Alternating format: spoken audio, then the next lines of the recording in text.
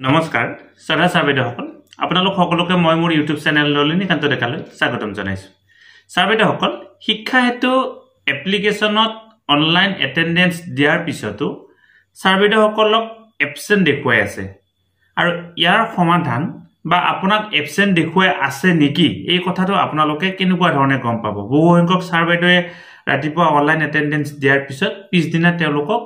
এই ৰিপোৰ্ট আহিছে যে কি তেওঁলোকৰ এবসেন্ট হৈ আহিছে আৰু তেওঁলোকে জাস্টিফিকেশন দিবলগীয়া হৈছে এতিয়া এই কথাটো আপুনি কেনেকুৱা ধৰণে চেক কৰিব যে কি আপোনাৰ এবসেন্ট হৈছে নেকি সেই কথাটো আজি আপোনালোকক অকমান কৈ দিবৰ কাৰণে চেষ্টা কৰিম আমাৰ বিদ্যালয়ৰ দুগৰাকী সাৰ্ভেটো তেনেকুৱা ধৰণৰ সমস্যা হৈছিল আৰু এই সমস্যাটো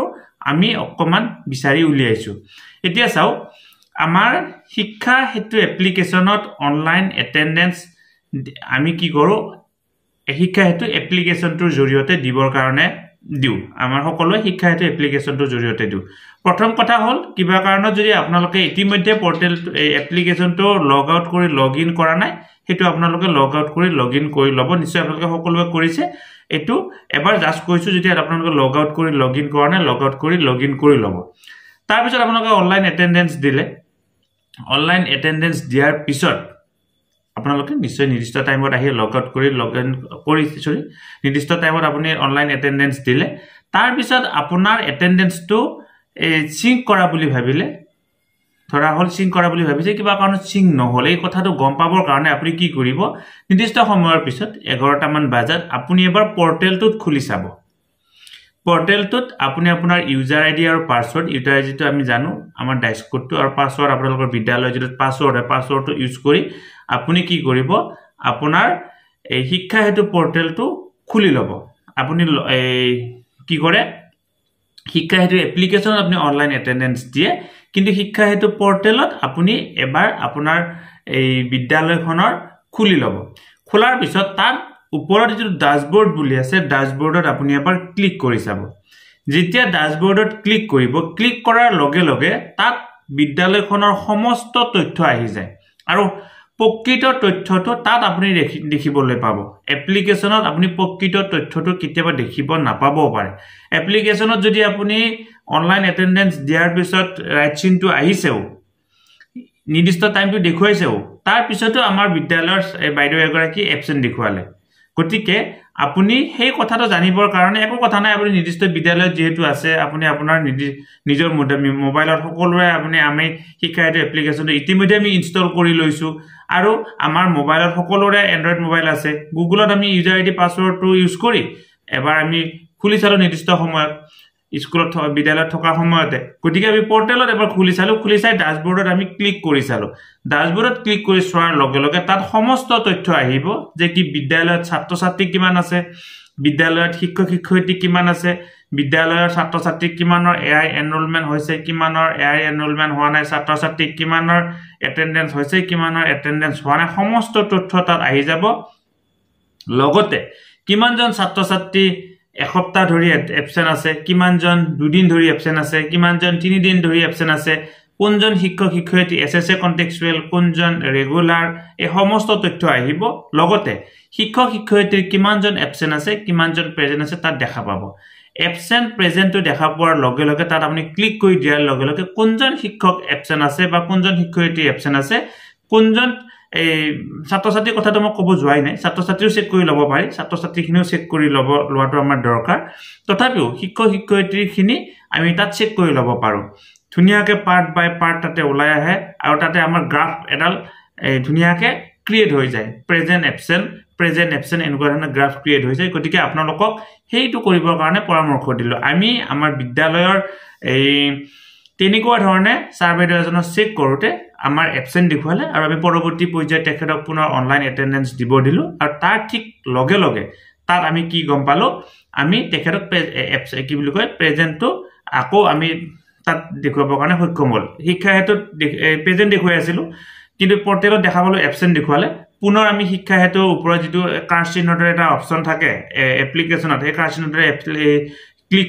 কৰি পুনৰ আমি অনলাইন এটেন্ডেন্স দিব দিলো আকৌ শিক্ষা হেতু পোৰ্টেলত আমি ৰিফ্ৰেশ কৰাৰ পিছত দেখাবলো এৰ প্ৰেজেন্ট আহিল প্ৰথমতে কিন্তু এবসেন্ট আহিছিল প্ৰেজেন্ট এবসেন্টটো ধুনিয়া দৰে আহি যায় প্ৰেজেন্ট এবসেন্টৰ লগতে তাত ইন টাইম আৰু আউট টাইমটো আহি যায়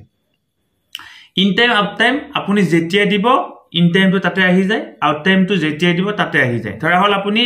ইন টাইমটো 9টা বজাত দিছিল, আউট টাইমটো ভুলবশত আপুনি 9টা বজাত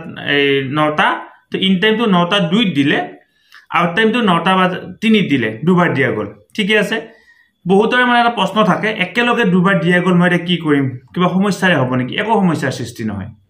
একো সমস্যাৰ সৃষ্টি নহয়। আমাৰ এইটো এটা ডাঙৰ প্ৰশ্ন, একেলগে দুবাৰ দিয়া গ'ল, ধৰা হ'ল কিবা কাৰণত দুবাৰ সিং কৰা যাব পাৰে,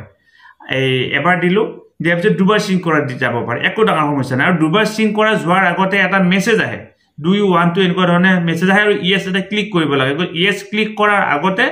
দুবাৰ নাহে, গতিকে দুবাৰ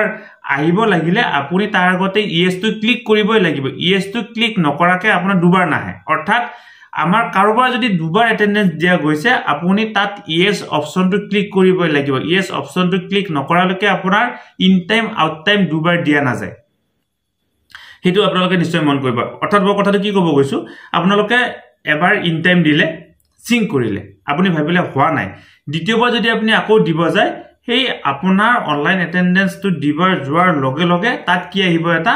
আপুনি অলৰেডি ইন টাইমটো দিছে, আকৌ আপুনি আউট টাইমটো দিব বিচাৰে নেকি, তেনেকুৱা ধৰণে এটা মেছেজ আহিব, আৰু আপুনি ইয়েছত ক্লিক কৰাৰ পিছতহে আপুনি আউট টাইমটো দিব পাৰিব। আৰু আউট টাইমটো আপুনি দিলে 9টা বজাত,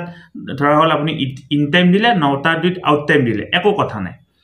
আপুনি 2টা বজাত যেতিয়া বিদ্যালয়ৰ পৰা যাব, আকৌ আউট টাইমটো দিব, 9টা 2টো সলনি হয়, 9টা 2টা বাজিব। আৰু 2টা বজাত আউট টাইম দিয়াৰ লগে লগে পৰ্টেলত আকৌ 9টা 2টো সলনি হয়, লগে লগে 2 বাজি যাব, লগালগ তাত আপডেট হৈ যাব। গতিকে তেনেকুৱা ধৰণে হয়। আৰু সেই যিটো এক্সেল ফাইল, তাত এটা এক্সেল ফাইল জেনেৰেট হয়, এক্সেল ফাইলটো আপুনি ডেইলি ডাউনলোড কৰি থৈ দিব পাৰে ইন ফিউচাৰৰ কাৰণে। মই এইখিনি কথা জানিলো এইকাৰণে, যিহেতু সমস্যাৰ সৃষ্টি হ'লেহে কথাখিনি গম পোৱা যায়। আমাৰ বিদ্যালয়ৰ বাইদেউগৰাকী যিহেতু প্ৰেজেণ্ট থাকি এবচেণ্ট হ'ল, ছাৰ এজনৰ যিহেতু প্ৰেজেণ্ট থাকি এবচেণ্ট হ'ল, গতিকে আমি কথাখিনি যেতিয়া চালি জাৰি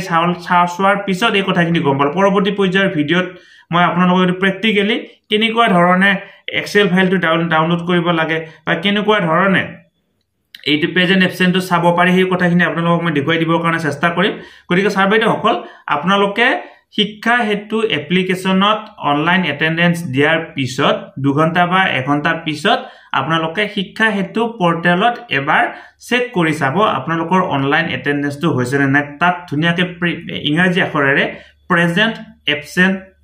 এবচেণ্ট বুলি লিখা থাকে, ইন টাইম আউট টাইম লিখা থাকে। গতিকে ভিডিঅ'টো জৰিয়তে আপোনালোকক এইখিনি কথা ক'লো, নিশ্চয় মোতকৈ আপোনালোকে বহুত বেছি ভালদৰে জানে আৰু বহুত বেছি ভালদৰে ষ্টাডি কৰিছে। মোৰ কোৱাত যদি ক'ৰবাত ভুল হৈছে, অনুগ্ৰহ কৰি আপোনালোকে ভুলখিনি গঠনমূলকভাৱে দেখুৱাই দিব। পৰৱৰ্তী পৰ্যায়ৰ ভিডিঅ'ত মই এইখিনি শুধৰাই ভালদৰে আকৌ আপোনালোকৰ মাজলৈকে উপস্থাপন কৰিবৰ কাৰণে চেষ্টা কৰিম। লগতে আমাৰ